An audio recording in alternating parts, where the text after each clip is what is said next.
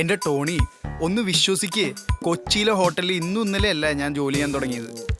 എടാ നിന്റെ ഹോട്ടലിലെ എക്സ്പീരിയൻസിനെ കുറിച്ച് ഞാൻ വല്ലതും പറഞ്ഞോ?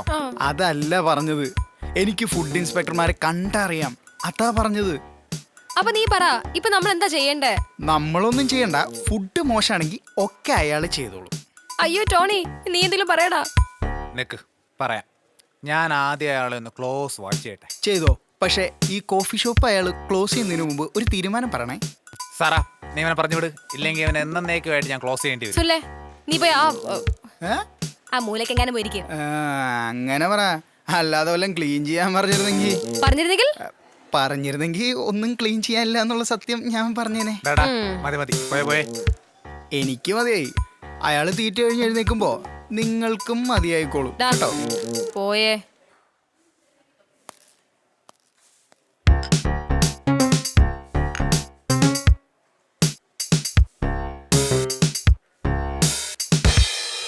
എടാ, അയാൾ എന്തോ കുറ്റം കണ്ടുപിടിച്ച് എഴുതുവാ. വല്ല ഉപ്പ് കുറവാന്നോ മധുരം കുറവാന്നോ മറ്റോ ആയിരിക്കും.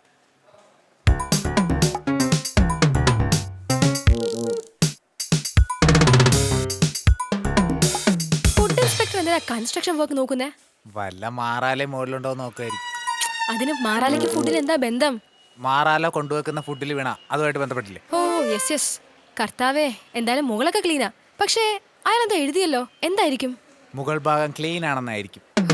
ഭാഗ്യം. മണ്ടി, ഞാൻ നിന്നോടൊപ്പം നിൽക്കല്ലേ, ഞാൻ അങ്ങനെ അറിയാം എന്താ എഴുതിയെടുത്തെന്ന്. ടെൻഷനിടയിൽ ഞാനത് മറന്നുപോയി, സോറി. റോയിച്ചന എടുക്കെടുക്ക്. റോയിച്ച എവിടെയാ? ഞാനിവിടെ ബാങ്കിലാ. ബാങ്കിലൊക്കെ ഇങ്ങനെ കറങ്ങി നടന്നോ? ഇവിടെ ഫുഡ് ഇൻസ്പെക്ടർ ഞങ്ങളെ പിടിച്ചു. പിടിച്ചോ? അല്ല പിടിച്ചില്ല, പിടിച്ചോണ്ടിരിക്കുക.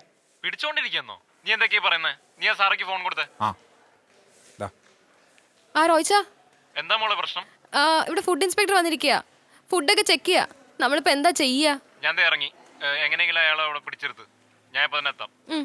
ശരി റോയിച്ച. റോയിച്ച എന്താ പറഞ്ഞേ? റോയിച്ചിന് ഇപ്പൊ എത്താന്ന്. എങ്ങനെയെങ്കിലും അയാളെ പിടിച്ചിരുത്തി സംസാരിക്കാൻ പറഞ്ഞു. എങ്ങനെ പിടിച്ചിരുത്തും?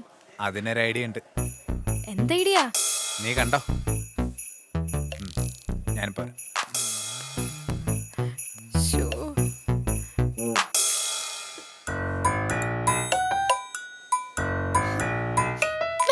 ഒരു സത്യം പറയട്ടെ.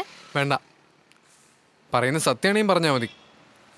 നിന്റെ ഈ കഴിപ്പ് കണ്ടാണ്ടല്ലോ, ആൾക്കാർ ഒരാഴ്ചത്തേക്ക് നീ ഭക്ഷണം കണ്ടിട്ടില്ല എന്നേ കരുതൂ. ആൾക്കാരല്ലേ, അവരെങ്ങനെ പലതും പറയും, അതിനെനിക്കൊന്നുമില്ല. നിനക്ക് ഈ ഫോക്ക് നൈഫ് ഉപയോഗിച്ച് കഴിക്കാൻ അറിയാത്ത കൊണ്ട് ഇങ്ങനെ വലിച്ചു വാരി കയറ്റുന്ന ആൾക്കാർക്ക് അറിയില്ലല്ലോ. നിന്നോട് ഞാൻ മലയാളത്തിലല്ലേ പറഞ്ഞേ, ഈ കുന്തവും കോപ്പൊന്നും ഉപയോഗിക്കാൻ അറിയാഞ്ഞിട്ടല്ലെന്ന്. അത് ശരി, എന്നാ പിന്നെ ഇതുകൊണ്ട് നീ കഴിച്ചു കാണിക്ക. ഇല്ല, ഞാനത് ചെയ്യാൻ വേണ്ടി നീ എന്തൊക്കെ പറഞ്ഞാലും ഞാനത് ചെയ്യില്ല. കാരണം ഇംഗ്ലീഷുകാരെ കീഴിൽ കിടന്നപ്പോൾ വരെ ഇന്ത്യക്കാരെ അവർ പറഞ്ഞു കേട്ടിട്ടില്ല. പിന്നല്ലേ മംഗ്ലീഷുകാരിയെ പാർവതി പറഞ്ഞാല്. ടോണി പറഞ്ഞത് ശരിയാ, നീ വെറും നാടനാ. ശരിയാ, നാടനാ. പക്ഷെ പൂർവികര് പറഞ്ഞ അനുസരിച്ച് ഞാൻ ജീവിക്കൂ. You mean ഫോർഫാദേഴ്സ്? ഓ, അപ്പോഴേക്ക് ഇംഗ്ലീഷ്